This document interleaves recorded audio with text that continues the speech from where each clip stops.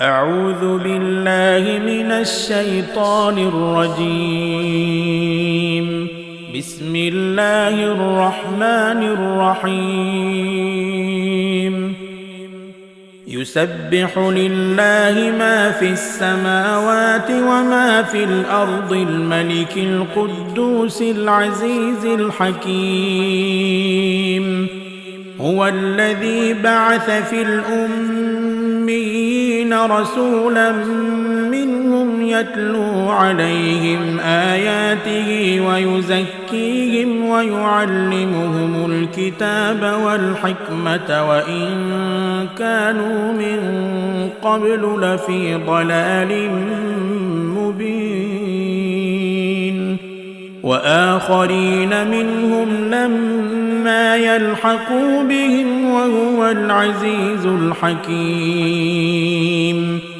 ذلك فضل الله يؤتيه من يشاء والله ذو الفضل العظيم.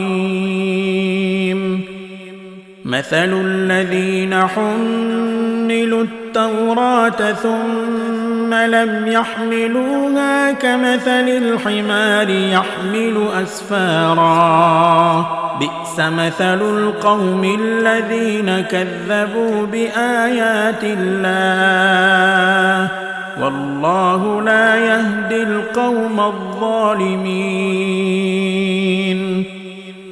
قل يا أيها الذين هادوا إن زعمتم أنكم أولياء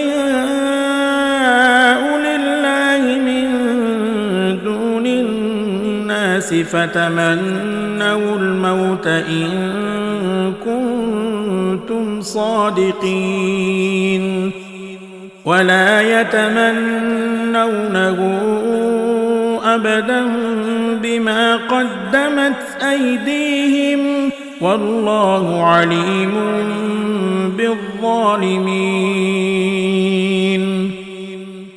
قل إن الموت الذي تفرون منه فإنه ملاقيكم ثم تردون إلى عالم الغيب والشهادة فينبئكم بما كنتم تعملون. يا أيها الذين آمنوا إذا نودي للصلاة من يوم الجمعة فاسعوا إلى ذكر الله وذروا البيع ذلكم خير لكم إن كنتم تعلمون. فإذا قضيت الصلاة فانتشروا في الأرض وابتغوا من فضل الله واذكروا الله كثيرا لعلكم تفلحون.